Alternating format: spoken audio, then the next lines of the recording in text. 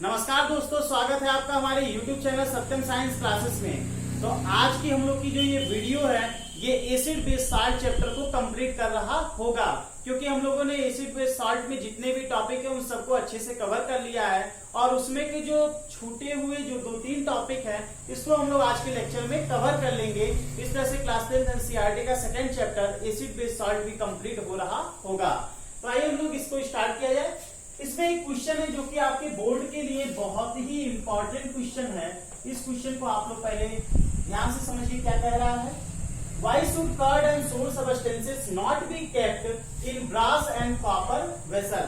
कि जो दही या फिर जो खट्टे पदार्थ होते हैं उनको अगर हम कॉपर या ब्रास इन सब के तांबे या पीतल के बर्तन में जब रख दिया जाता है तो ये खाने योग्य नहीं रह जाता है। इसका क्या रीजन हो रहा होगा? आपको अगर माइंड में क्लिक कर रहा हो, जब मैंने एक लेक्चर जो लिया था जनरल प्रॉपर्टीज ऑफ एसिड्स, उसमें मैंने एक चीज आपको बताई थी, याद करिए उस चीज को। क्या भी कौन सा टॉपिक था कि जब कोई भी मेटल, कोई भी धातु जब एसिड के साथ रिएक्ट करता है, कोई भी मेटल जब एसिड के साथ रिएक्ट करता है तो याद करिए क्या बनेगा? मेटेलिक सॉल्ट बनेगा। मेटेलिक सॉल्ट बन रहा था और प्लस हाइड्रोजन गैस इवॉल्व हो रहा था। ओके, तो यही कॉन्सेप्ट आपको इसमें यूज करना है कि क्या भी कि जब हम कोई भी दही या खट्टे पदार्थ को जब हम कॉपर या तांबा ब्रास के जब बर्तन में रखा जाता है तो होता क्या है कि ये चूंकि ये सब मेटल, तो मेटल क्या करेगा? एसिड के साथ रिएक्ट करेगा। तो मान लीजिए अगर H2SO4 मैंने ले लिया, ठीक, तो जब मेटल एसिड के साथ रिएक्ट करेगा तो मेटेलिक सॉल्ट बनाएगा। तो copper plus H2SO4 gives out CuSO4 copper sulphate and evolve hydrogen gas. तो इसीलिए जो दही या खट्टे पदार्थ होते हैं वो खाने योग्य नहीं रह जाते हैं, क्योंकि वह उसमें जो एसिड है उससे रिएक्ट करके, मेटल एसिड के साथ रिएक्ट करके धात्विक लवण मेटेलिक सॉल्ट बना देते हैं और वो खाने योग्य नहीं रह जाता है। इतना क्लियर हुआ? तो इसी वजह से हम लोग कर्ड या सोर सबस्टेंसेस को हम ब्रास या कॉपर के वेसल में नहीं रखते हैं। क्यों? सिंपल सा एक लाइन में, ड्यू टू फॉर्मेशन ऑफ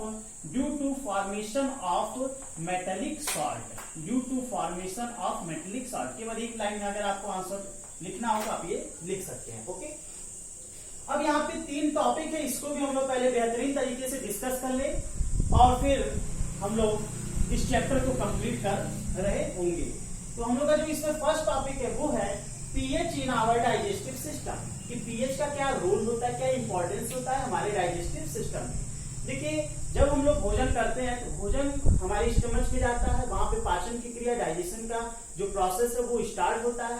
तो आप याद रखिए कि जब हमारे स्टमच में एक एसिड होता है जिसे हम कहते हैं हाइड्रोक्लोरिक एसिड, ये हाइड्रोक्लोरिक एसिड हमारे भोजन को पचाने में बहुत ही ज्यादा सहायता प्रदान करता है।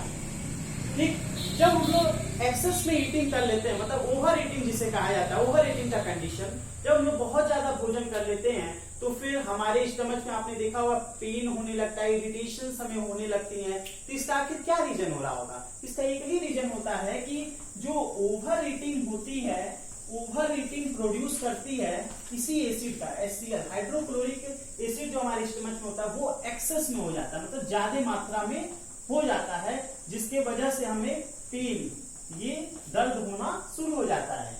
तो आप हमें बताइए इस चैप्टर में आपका जो की रिएक्शन कौन सा था? न्यूट्रलाइजेशन रिएक्शन, कि भाई जब एसिड किसी बेस के साथ रिएक्ट करेगा तो क्या बनाएगा? Salt plus water. तो फिर वही जो एक्सेस एसिड होता है जिसकी वजह से हमें पेन हो रहा होता है, उसको न्यूट्रलाइज करने के लिए हम किसी बेस का यूज करते हैं, और यही जो सबस्टेंस जो बेस के एज अ बेस हम लेते हैं उन्हीं को बोला जाता है एंटा एसिड्स। क्या आपको क्लियर हुआ कि एंटा एसिड ऐसे सबस्टेंसेस होते हैं जो एक प्रकार का बेस का वर्क करते हैं और हमारे स्टमच के जो ओवर ईटिंग की वजह से जो पेन हो रहा होता है उनको रिमूव कर देते हैं। ओके, तो फिर क्या होगा कि हम इसको दूर करने के लिए, रिमूव करने के लिए क्या करेंगे? एंटा एसिड्स का इस्तेमाल करेंगे। इसका जैसे आप हमें एक एग्जांपल दे देते हैं, milk of magnesia, milk of magnesia, इसको आप याद रखिएगा। मिल्क ऑफ मैग्नीशिया एक प्रकार का एंटा एसिड है। फार्मूला इसका MgOH whole twice magnesium hydroxide. Oxide. तो इस तरह का एल्का एसिड हम यूज करते हैं और हम अपने डाइजेशन सिस्टम को फिर से मेंटेन कर पा रहे होते हैं। तो ये भाई हुआ pH in our digestive system. Clear हुआ आपको? इसके बाद से जो हमारा सेकेंड टॉपिक है वो है pH changes as the cause of tooth decay. ये टूथ डीके क्या होता है? अच्छा देखिए, टूथ डीके कब स्टार्ट होता है? याद रखिएगा कि टूथ डीके तब स्टार्ट किया हो जाता है जब हमारी बॉडी का मतलब हमारे जो दांतों का जो पीएच है वह लेस देन 5.5 होता है। मतलब अगर पीएच की वैल्यू 5.5 से अगर कम हो जाती है तो वहीं पे टूथ डीके यानी दांतों का क्षय होना प्रारंभ हो जाता है। ठीक, देखिए हमारा जो ये जो टूथ का इनेमल होता है, टूथ इनेमल ये किससे बना होता है? Crystalline form of calcium phosphate. Calcium phosphate, हमारे दांतों का जो इनेमल है वो कैल्शियम फास्फेट का क्रिस्टलाइन फॉर्म से बना होता है। और ये कैल्शियम फास्फेट की वजह से जो हमारा इनेमल है वो बहुत ही ज्यादा hard substance of the body होता है। हमारे बॉडी का सबसे हार्ड सबस्टेंस यही है, इनेमल। टूथ इनेमल ये बहुत ही ज्यादा हार्ड सबस्टेंस होता है जो कि वाटर में क्या होता है? नहीं घुल पाता है, वाटर में डिजॉल्व नहीं होता है। ठीक, तो जब हमारे पीएच की वैल्यू 5.5 से कम होती है तो टूथ डीके स्टार्ट हो जाता है। क्लियर हुआ? ठीक है, तो इसीलिए हमारे टूथ में जब हम लोग भोजन कर लेते हैं उसके बाद से क्या होता है? उस भोजन की वजह से बैक्टीरिया हमारे जो दांतों में होता है वो एक प्रकार का एसिड छोड़ता है और इस एसिड की वजह से हमारे दांत खराब होने लगते हैं। तो आप बताइए एसिड को कौन न्यूट्रलाइज करेगा? बेस न्यूट्रलाइज करेगा। तो इसीलिए हम लोग टूथपेस्ट यूज करते हैं और वो भी बेसिक मीडियम का टूथपेस्ट होता है। तो वो क्या करता है? जो हमारे दांतों में एक्सेस में जो एसिड्स है उसको न्यूट्रलाइज करके और टूथ डीके को हम बचा सकते हैं। तो फिर इसीलिए हम लोग टूथपेस्ट भी किया जाता है। ये आपका सेकेंड रीजन हुआ pH changes as the cause of tooth decay. याद रखिएगा पीएच जब लेस देन होगा 5.5 से तभी जाकर के टूथ डीके स्टार्ट होता है। ये इसका की पॉइंट है। इतना क्लियर हुआ? इसका जो थर्ड है वो है क्लोर एल्कली प्रोसेस।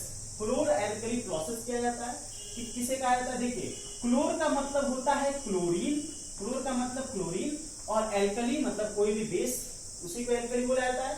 तो होता क्या है कि जब हम लोग सोडियम क्लोराइड NaCl का जब हम लोग सॉल्यूशन बनाते हैं, एक्वस सॉल्यूशन, उसी को बोला जाता है ब्राइन सॉल्यूशन।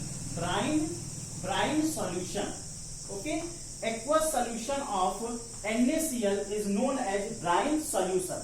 तो जब ब्राइन सॉल्यूशन पे हम इलेक्ट्रिसिटी पास करेंगे, क्या करेंगे? जब 2NaCl और प्लस वाटर H2O, ठीक है, ये एक्वस में होगा। Aqueous solution of NaCl is called brine solution. इतना क्लियर हुआ कि जब भाई एक्वस सॉल्यूशन में वाटर लिक्विड में होगा तो जब ब्राइन सॉल्यूशन में हम इलेक्ट्रिसिटी पास करते हैं तो हमें 3 प्रोडक्ट मिलते हैं। कौन कौन से? सबसे पहले आपका मिलेगा 2NaOH, सोडियम हाइड्रोक्साइड और फिर plus chlorine gas. Chlorine gas आपका एनोड पे मिलता है इलेक्ट्रिसिटी प्रोसेस में, ठीक, और प्लस हाइड्रोजन गैस आपका कैथोड पे मिलेगा, कैथोड पे। इतना क्लियर हुआ? तो जब हम लोग ब्राइन सोल्यूशन में इलेक्ट्रिसिटी पास करते हैं तो हमें 3 यूजफुल प्रोडक्ट मिलते हैं। एक मिलता है सोडियम हाइड्रोक्साइड जो कि कैथोड के नियर, उसी के जस्ट उसके रॉड के नियर हमें ये मिल जाता है सोडियम हाइड्रोक्साइड। हमें एनोड पर क्लोरीन गैस मिलती है और कैथोड पर हाइड्रोजन गैस मिल जाता है। और ये जो तीनों सबस्टेंसेस हैं ये हमारे लिए बहुत ही ज्यादा इंपॉर्टेंट होते हैं और इस पूरे प्रोसेस को ब्राइन सॉल्यूशन में इलेक्ट्रिसिटी पास करके और ये तीनों प्रोडक्ट प्राप्त करना, इस पूरे प्रोसेस को कहते हैं क्लोर एल्कली प्रोसेस। जहां पे क्लोर का मतलब है यही क्लोरीन गैस और एल्कली का मतलब है यही एल्कली सोडियम हाइड्रोक्साइड। तो आई होप आपको ये सारा टॉपिक क्लियर हुआ होगा। आज जो है इस chapter acid bases and salt chapter का समापन यहाँ पे होता है। इसके बाद हम लोग नेक्स्ट जो भी चैप्टर उसको हम अच्छे से डिस्कस करेंगे। तब तक के लिए आप सभी का धन्यवाद।